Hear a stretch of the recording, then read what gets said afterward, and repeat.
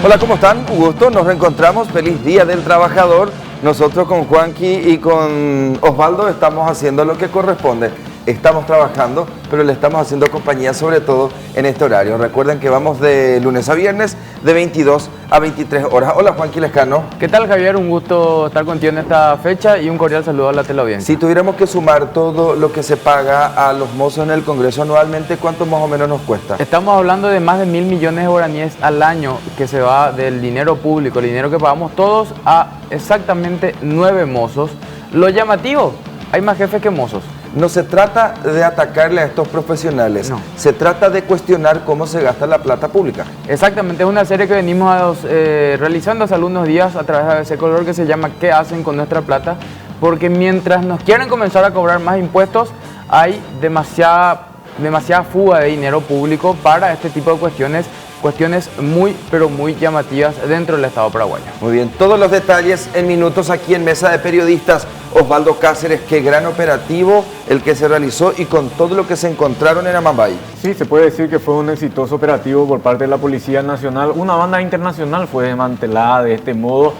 Una banda mixta, porque por una parte un grupo se dedicaba a asaltar bancos, por otra parte otro grupo se dedicaba al secuestro y a la producción de marihuana. Osvaldo, yo estaba haciendo el cálculo. ¿Qué tanto cuesta llegar acá? Lo que te da la pauta que en realidad estaban trabajando y operando de una manera en que no querían contacto con el mundo exterior luego. Asimismo, y su objetivo no era propiamente Paraguay, Javier, era Brasil. Operaban desde Paraguay para descansaban nomás ahí. Era una guarida porque traían a sus víctimas a ese lugar. Secuestro expreso. Secuestraban en Brasil y los tenían en Paraguay. Es la información que saltó hoy, que la dio el ministro del Interior, Juan Ernesto Villamayor. No entró en mayores detalles, pero él dijo que la raíz de este operativo está en eso precisamente. Todos los detalles, Iván Leguizamón está. Le vamos a dejar descansar ya, Iván, en este horario. Sí, prácticamente 24 horas de trabajo hoy. 24 horas. Viajó ayer, estuvo en vivo durante todo el día, pero reportando el minuto a minuto de lo que ocurre ahí para ABC TV, para la edición impresa, para ABC Cardinal y también digital. Así que un trabajo en conjunto. Eso se llama un periodista multiplataforma, le decimos en ese caso. Sí, con los compañeros que le están acompañando. Y Javier, hay que decir que fue con un equipo a propósito. Fue con un equipo y las limitaciones geográficas y mismo este tipo de informaciones que no se puede filtrar hace que el trabajo se vuelva más extenso, que es lo que le ocurrió a ellos. Estos son los detenidos. 4 de ellos ya están en Asunción, en dependencias policiales. Roberto se llama el líder. Fue sometido a una cirugía esta tarde-noche. Sí, está consciente, pero su estado es delicado. Aparentemente parte de su cuerpo quedó sin poder moverlo. Sin embargo, lo que se creía que iba a ser de mucha gravedad no están así, informaban los médicos del hospital de trauma. 5 son los que están detenidos en Asunción. A eso le tenemos que sumar a Roberto, que está internado en el hospital de trauma. Todos los detalles en minutos, pero también esto ocurrió en Paraguay.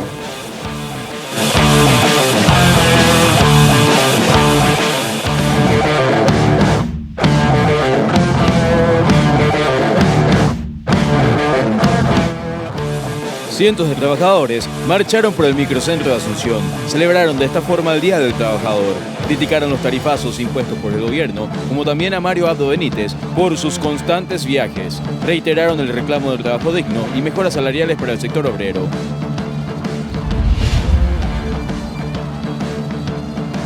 Cuatro personas fallecieron tras el accidente ocurrido en la ruta General Morínigo, en la ciudad de San Bernardino. Las víctimas fatales fueron identificadas como Alejandro Librado Ortiz, militar de la Fuerza Aérea, Alex Raúl Paredes Alfonso, residente en el barrio Kennedy de Cacupé, Librado Araujo Centurión de la compañía Potrero Poí de la misma ciudad y Jesús Arrián Martínez Benítez. La alta velocidad con la cual aparentemente circulaban, sumada a la resbaladiza capa asfáltica, ocasionaron que el vehículo fuera a chocar en forma violenta contra un árbol.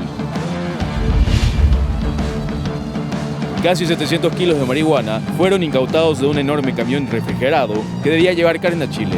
El hecho fue denunciado por el propio dueño del camión. El dueño del rodado denunció a la policía de la zona que el vehículo se había desviado de la ruta original y se encontraba en un tinglado en Villa Santa Librada de Capiatá. Cuando los efectivos policiales fueron a verificar la denuncia, hallaron el camión con alrededor de 28 cajas, con 25 panes de marihuana cada una.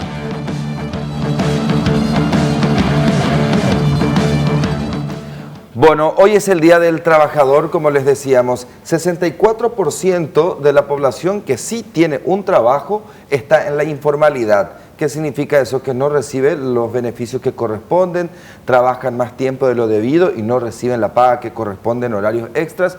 Muchos de ellos no reciben el salario mínimo legal vigente, por ejemplo, algunos rubros, construcción, el maestro de obras, el albañil, el pintor, por ejemplo, restaurantes y hoteles, el mozo, la cocinera, la persona que limpia, el asistente de cocina, todos ellos están dentro de la informalidad según datos de la encuesta de hogares.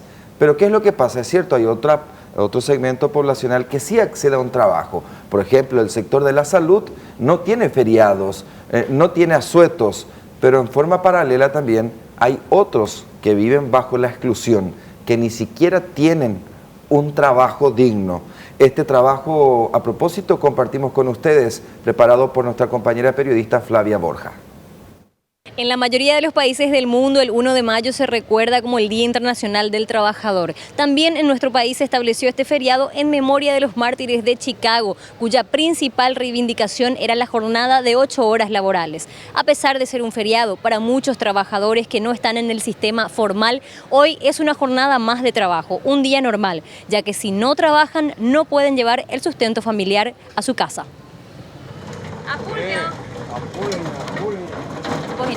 Ya por limpieza toda la capital Guaboya pues. Y hoy como la problema, tengo a ver calle y tu cuse a ver digo. La vez pasada que yo le compañía de trabajo que tenía ahí el camión. Por eso calle va pues y tu cuse. ¿Están va de peso? Sí, están va. De oscuramos. Le mea pues.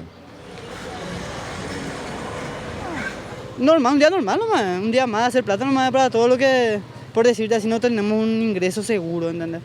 Llueva o no llueva, igual tenemos que estar por acá. Y normal porque yo me acostumbré desde los 8 años trabajo por la calle. ¿Sí? ¿Qué vendes en este caso? Y alfombra. ¿Sí? ¿Se hace algo así en feriado?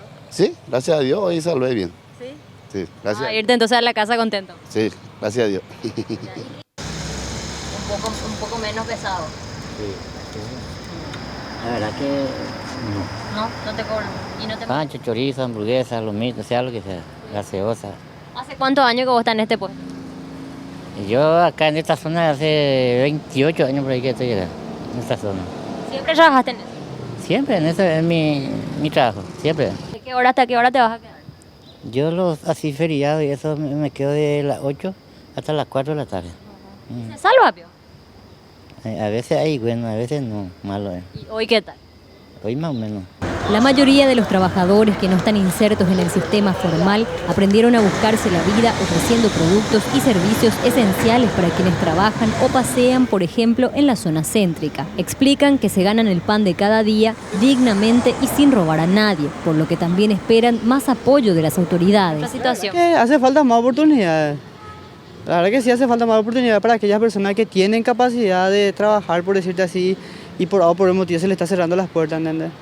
Yo creo que debería de haber más apoyo de parte del gobierno para la gente que no tienen ingresos seguros, ¿entendés? No con decirte así que se le vea un trabajo seguro, sino que por lo menos un lugar. Hay, por ejemplo, personas que lavan autos, que cuidan, ¿entendés? Hay personas como yo que vendemos remedios. Muchas veces no tenemos un lugar donde ir a colocarnos. ¿Por qué? Porque muchas veces la municipalidad no te permite o los policías, ¿entendés? Mientras algunos tienen la oportunidad de descansar, para muchos prosigue la jornada laboral incluso en el feriado, porque es la única esperanza que tienen. Dos partidos importantes en esta tarde, jugó Olimpia, jugó Cerro y ya le molestamos a nuestro compañero jefe de la sección deportes del diario ABC Color, Miguel Cáceres, está en redacción, están armando a full. Ya quiero leer la contratapa de mañana, Miguel, ¿cómo te va? Buenas noches.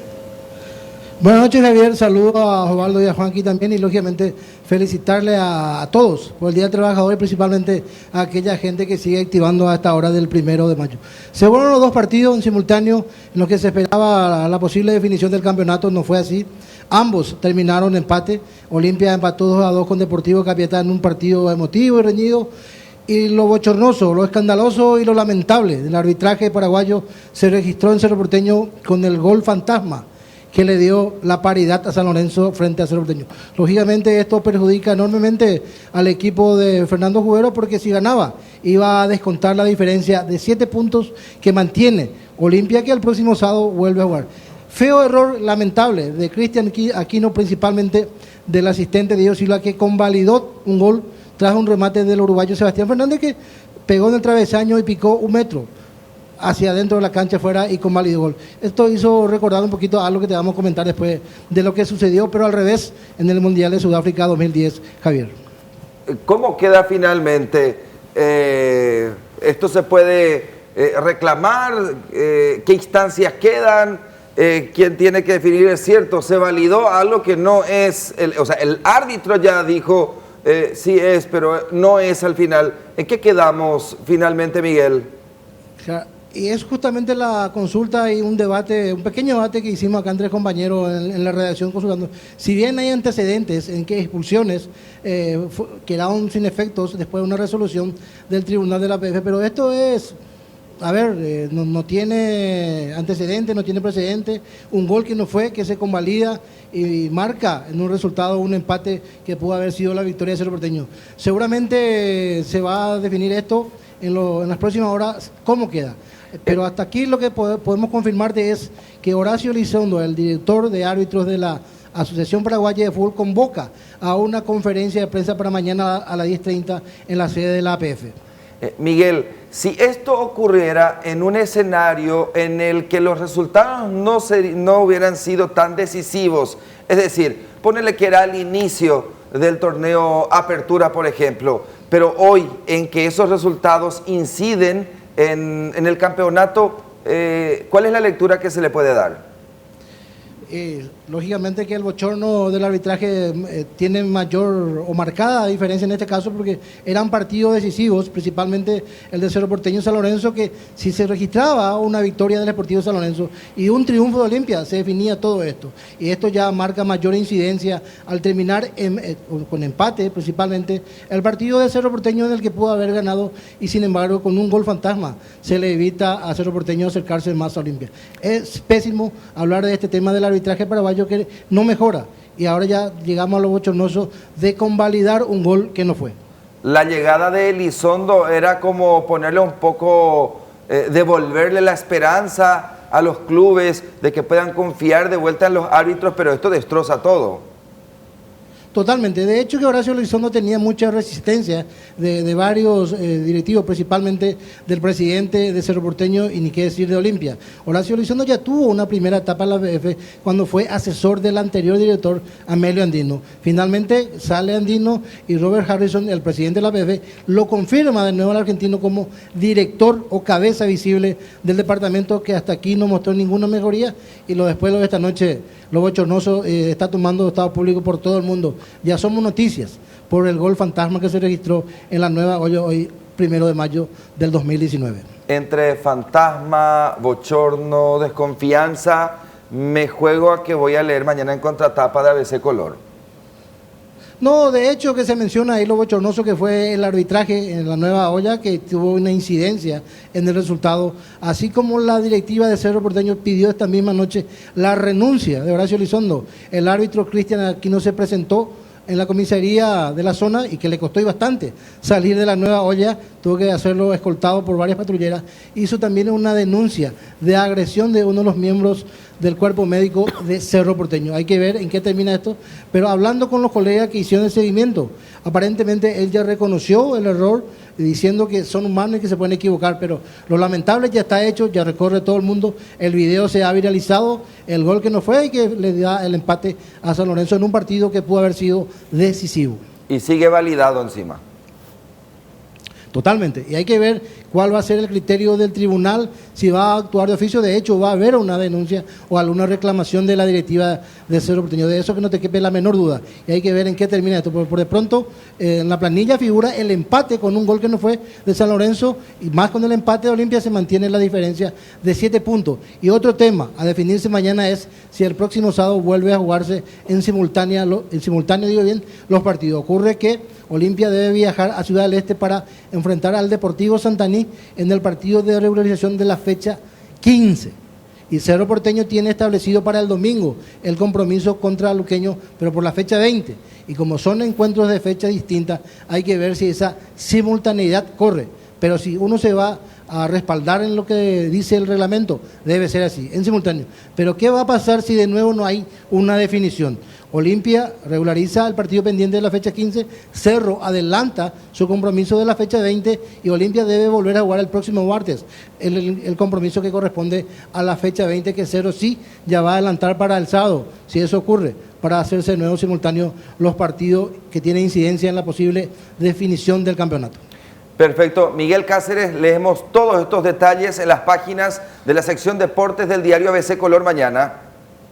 Sí, al principio yo te decía que algo diferente o al revés había ocurrido en aquel partido Inglaterra-Alemania en el Mundial de Sudáfrica 2010, en el que no se convalidó un gol legítimo a Frank Lampard, que pudo haber sido el 2-2 de Inglaterra ante Alemania en un partido de octavos de final, que termina ganando a Alemania 4-1 a Inglaterra, pero hoy pasó totalmente al revés. Aquella vez la pelota pegó al travesaño, traspuso 1 metro adentro de la línea de gol y hoy fue diferente. 1 metro antes de llegar a la línea y se convalida el gol. Qué bárbaro, qué situación. Bueno, Miguel, un abrazo, que descanse y feliz día siempre. Igualmente para ustedes, que vaya mejor la noche de hoy. Hasta luego, hasta luego. Ahí estaba Miguel Cáceres, jefe de deportes del diario ABC Color. ¿Vieron ustedes el gol? Sí, vergonzoso fue. Vergonzoso. El arbitraje en los dos partidos hoy, en el de Olimpia y en el de Cerro Porteño, principalmente en el de Cerro Porteño, fue vergonzoso, Javier. A Olimpia no le cobraron 2 penales, una para una mano que era para roja directa, y lo de Cerro Porteño, un gol de un metro afuera. Y lo peor es que esto termina ensuciando la definición, porque se siembra una nube de desconfianza y enseguida se comienza. Eso? Claro. Eso ya no se devuelve. Y no. Encima, ahora vamos a ser virales. Sí, porque es ridículo lo que ocurrió.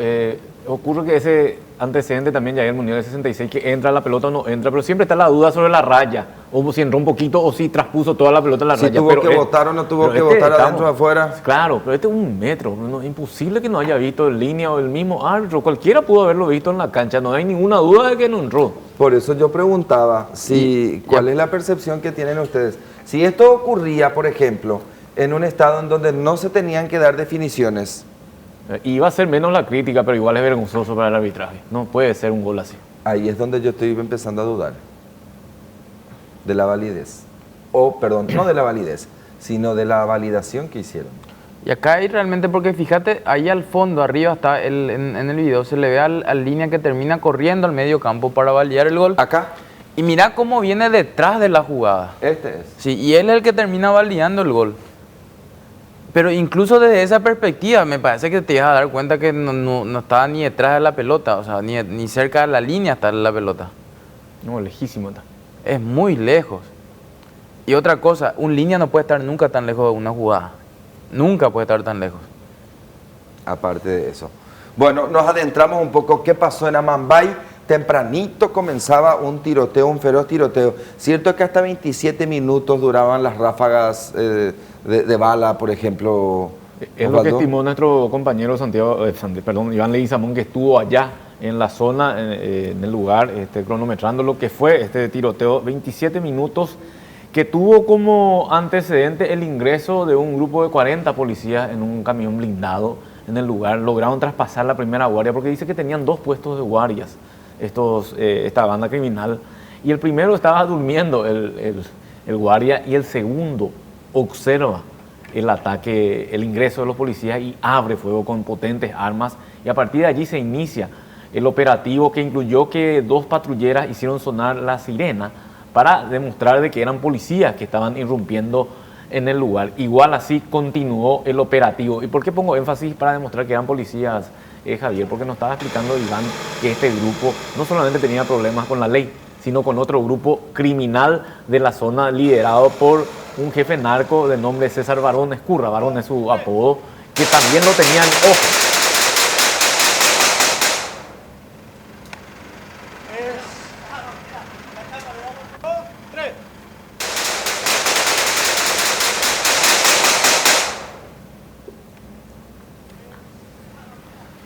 Y entonces, los delincuentes estaban preparados no solamente para recibir a los policías, sino a otro grupo criminal, o otra banda criminal contraria, antagónica de la zona de Lamambay.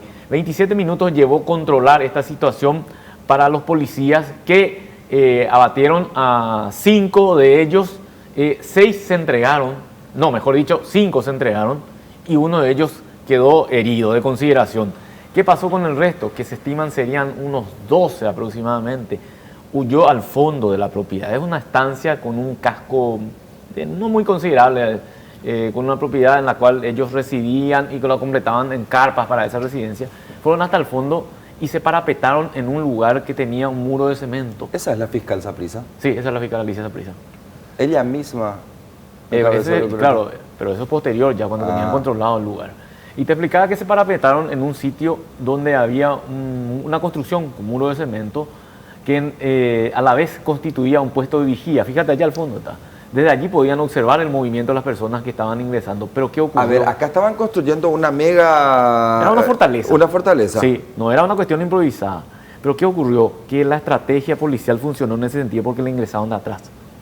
Entonces no tuvieron otra opción que huir, porque ellos pensaron, la idea de ellos era de seguir repeliendo el tiroteo policial desde ese sector, tenían cómo cubrirse, pero cuando vieron que le rodeaban el sector, optaron por huir. Entonces, ellos estiman que fueron 12 los que huyeron y que 11 en total los que quedaron fuera de contexto, porque 5 fueron abatidos y 6 fueron detenidos. Reitero, uno de ellos, en realidad no detenido, uno de ellos gravemente herido, que es considerado, ¿quién es considerado? Robert Núñez se llama, el líder de este grupo. ¿Él es paraguayo o brasileño? Es paraguayo, su hermano también había sido ultimado en un enfrentamiento en la zona de Lamambay y tiene una hermana asistente fiscal. Sí, en ese contexto estaba en Capitán Vado, trabaja esa asistente fiscal. Y acá tenía una... Y esto no queda muy lejos de Capitán Vado. 35 kilómetros.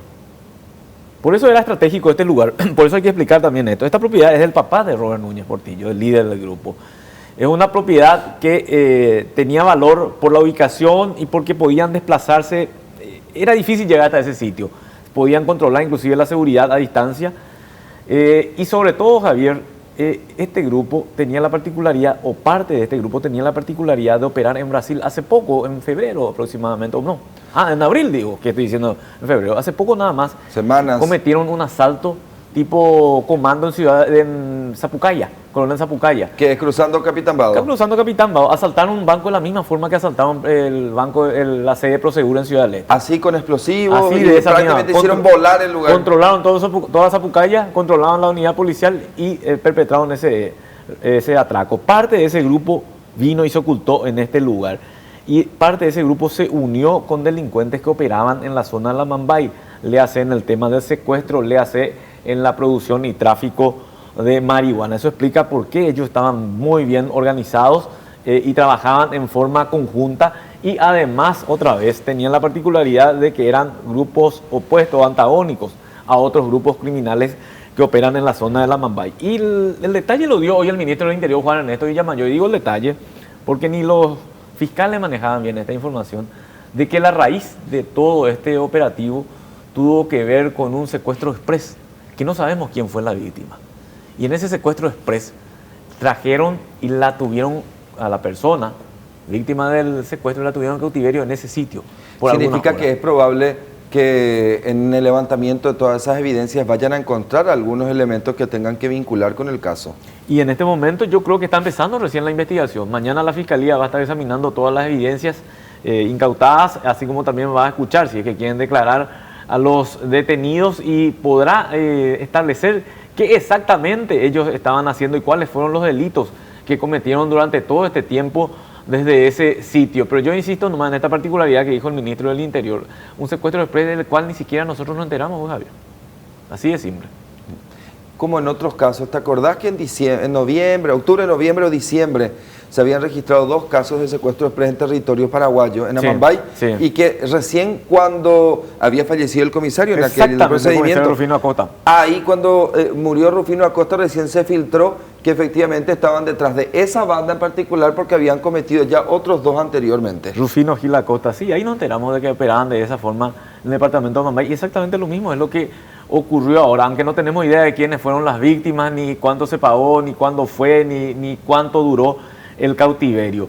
Pero lo concreto es que eso originó este operativo sorpresa que lo encabezó el mismo comandante de la Policía Nacional. Hoy el comandante destacaba una situación que ayer lo discutíamos entre los compañeros, porque cuando Iván era asignado a esta cobertura, les decíamos, si vos sabés, otros pueden saber también, y ahí ya se filtra la información. Es un clásico eso, cuando hay un procedimiento policial. Sin embargo, no se filtró bajo ningún contexto. Hoy lo destacó eso el comandante de la policía. Inclusive hay un puesto policial en la zona, y los policías asignados a ese puesto policial no sabían del operativo, lo cual quiere decir que cuando se hacen bien las cosas puede tener un resultado positivo. Me imagino que habrá sido todo un desafío para los policías tener que controlar eso, que no se escape la información, que no se fugue, se termine pasando de boca en boca y llegue a los delincuentes que podrían haberse fugado. Porque a ver, si están operando en esa zona, instalándose de este modo, cometiendo esos ilícitos en territorio brasileño, refugiándose, evidentemente tiene algún tipo de protección y poder en territorio paraguayo, por eso operan. Claro, y estamos hablando de una zona muy especial, pues, geográficamente hablando, para la Comisión de los Hechos. Estamos hablando, Javier, de que ellos estiman entre 25 a 30 personas en un lugar, y 25 a 30 personas, por más de que esté distante del sitio de la población, efectivamente, te va a llamar la atención sí o sí. Vos sabés que un grupo de policías se instaló durante una semana en ese sector para poder entender los movimientos de estas personas y confirmar que efectivamente todos se concentraban en el mismo sitio. Estábamos viendo construcciones y no sabemos qué estaban preparando próximamente desde ese lugar. Y hay que agregar un dato, Javier. Parte de ese grupo integraba el grupo criminal, valga la redundancia, Comando Bermejo. Justo me escribe Rodrigo Pedroso, periodista de Pedro Juan Caballero, me dice exactamente, porque esta mañana yo conversaba con él, secuestro, extorsión, narcotráfico, un todo, el Comando Vermelho. Mi consulta va a la siguiente, Osvaldo. Comando Vermelho opera en territorio de Capitán Vado, PCC opera en territorio de Pedro Juan Caballero. ¿Ellos conviven en territorio paraguayo para cometer los ilícitos o solamente utilizan territorio paraguayo para ciertas protecciones que en Brasil no tienen? Las dos cosas. ¿Por qué? Porque en Paraguay tienen protección y porque pueden realizar sus operaciones desde este lugar. Le hace secuestro, le hace narcotráfico y otros tipos de delitos, pero que también perpetran golpes en Brasil, sobre todo en las cercanías de la frontera. Entonces, la rápida salida siempre es Paraguay. El lugar ideal para esconderse es Paraguay. Es por eso que es clave ese sitio. Y hay que agregar otra cosa. Muchas veces cuando hablamos de PCC, Comando Vermelho, Grupo Catarinense, pensamos que solamente son brasileños. En realidad muchos paraguayos se asocian a estos grupos. Osvaldo, ¿la policía brasileña no participó de estos operativos? Yo creo que habrá dado información. Porque no los vemos acá. No, es que ellos, la Policía Federal, por lo general lo que hace es remitir las coordenadas precisas a los policías paraguayos y luego ellos son los que activan en este tipo de situaciones. Como ocurrió en aquel caso en que encontraron el coche bomba. Sí, la Policía Federal le avisó a la paraguaya y le dijo, vayan a buscar ahí porque ahí está. Y fíjate vos que el interés de la policía brasileña está en el caso del asalto a un banco en Sapucaia. Por eso es que se pudo determinar que eran dos grupos los que estaban en ese sitio.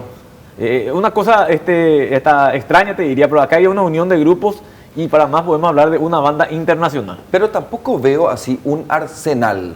La información que tenía es que inclusive fusil antiaéreo había en ese lugar, por eso es que no hicieron en helicóptero, primariamente. Porque podían echar. Claro, podían echar. Ese era el informe que tenían, pero informe a nivel de inteligencia. Se encontraron sí fusiles de grueso calibre como para poder repeler cualquier ingreso o atraco policial. Veo a mujeres ahí. Sí, estaban dos mujeres, una de ellas fue liberada, tenían niños. Igual van a ser imputados, me estaban diciendo en la fiscalía, solo que no lo van a imputar. Yo que percibo ahí, estas son trabajadoras del servicio doméstico. Sí. Las que cocinan, la que arreglan, la que sirve, la que lavan. Sí, exactamente. Uno de ellos nos decía... Es muy habitual eso. Iván nos decía que conversó con uno de ellos en forma informal y le decía, 18 años tiene el chico, uno lo ha detenido. Y le decía que él era sobrino, o es el sobrino de Núñez, del líder del grupo, y que él vino a pasar el Día del Trabajador en ese sitio. Bueno, uno no puede saber si es cierto o no, pero explica de alguna forma también cómo se manejaba la cuestión allí en ese lugar. Lo que pasa es que nosotros no tenemos la delación premiada, o sea que si alguien llega a contar cómo funcionó la estructura de nada va a servir. Y sí. Y se tienen que dar otros presupuestos para eso. Sí, sobre todo cuando ya no es una cuestión de operativo encubierto. Vos sabés que en el caso de Tabe, por ejemplo, el que colaboró no está procesado. Hubo un colaborador clave en ese caso. El que dio los datos para hacer las escuchas. A propósito, no, es solamente una llamada, había sido la que grabaron. No, son varias.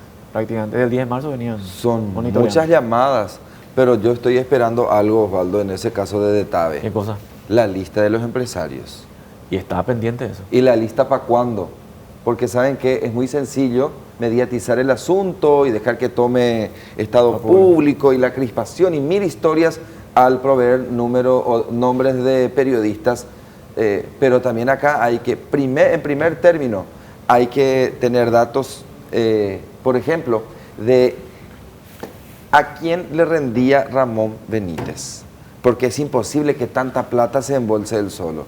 Y en segundo punto, dice que en el cuaderno del general aparecían nombres de empresarios y nombres de otros jefes que también llevaban la platica. Sí.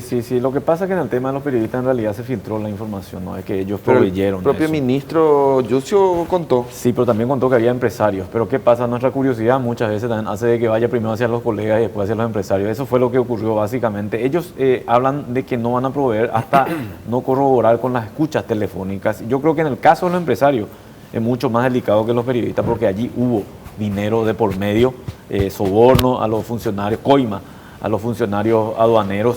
Se habla, por ejemplo, de gente conocida en el ámbito del cigarrillo. Me decía uno de los investigadores, es conocida, pero en el ámbito de los cigarrillos, tal vez ustedes no lo ubiquen, pero que conoce pero el mundo de los cigarrillos, conocemos, van a saber que es una persona importante dentro de ese rubro. Y ese cuaderno del general era muy detallado, ponía nombre por nombre, puesto por puesto, pago por pago, día por día. Por eso que es muy importante. Y además, yo lamento mucho, yo insistí mucho con las autoridades para ver si van a abrir investigación para ver qué Benítez hacía con toda la plata. Porque si era 100 millones de guaraníes semanal por jefe de puesto, a ver, estamos hablando de, y desde el 10 de marzo, ¿verdad? Pero significa que desde el 10 de marzo pasado, cada viernes, por lo menos 8 a 10 directores, jefes, con 100 millones de guaraníes cada uno. ¿Dónde está toda la plata? No solo el 10 de marzo. El 10 de marzo empezó la investigación. En septiembre empezó este esquema a operar. Fiscalía tiene información desde el 10 de marzo. Claro. Pero los de la Senat tienen tiempo atrás. No, es que la denuncia hablaba que en septiembre estaban operando ya al mando del general Benítez. El general Benítez es en realidad mucho más que jefe de Detave. Se lo conoce como jefe de Detave, coordinador de inteligencia aduanera. COIA se llama su cargo, que es un cargo superior al jefe de Detave. Ahora, hay muchas cosas que han medio saltando, Javier. El director de aduana, Julio Fernández, explicó que él presentó su carpeta y que fue considerada la persona más apta para el cargo. Pero todos sabemos que en función aduanera hay siempre alguien que está empujando de atrás. Y ese detalle nadie quiere revelar. Y eso también podría explicar si hay alguien que en realidad participaba de todo este esquema y era superior al general Benítez. Bueno, en minutos ya está nuestro compañero Juanqui Lescano, nos va a contar cuánto cuesta un servicio de café en el Senado. Sí, bastante caro, es lo que tenemos que pagar todos los paraguayos para que estos señores, que básicamente le entregan el café a los senadores porque ellos no tienen almuerzo ahí, le estén sirviendo a nuestros legisladores. Y hay un dato también, Javier, sobre lo que estaban hablando ustedes recién. Isenperlat. Ah, sí, ¿verdad? Isenperlat. Debía activar todos los mecanismos en el caso de Operación Brillante. ¿No vio nunca el movimiento de dinero de Benítez? No, pero a lo mejor no estaba en el sistema financiero. En algún La lado plata de la coima es difícil meter al sistema financiero. Vos sabés que esa noche ellos se fueron a hacer un procedimiento encubierto, metieron infiltrados, llevó $2.500, metió, para probar la coima. Cuando ingresan, no solamente encuentran los $2.500, encuentran 47 millones y 500 mil guaraníes y $300. ¿Qué fue lo que ocurrió? 2 horas antes de que ingrese el infiltrado, ingresó un funcionario aduanero. Tenía guardada la plata bajo la cama, no tenía en cuenta. Entonces, cuando no está en el sistema bancario, es imposible tener datos al respecto. Bueno, cuando regresemos, ¿cuánto cuesta que te sirvan un café en la Cámara de Senadores? Todos los detalles en minutos aquí en Mesa de Periodistas.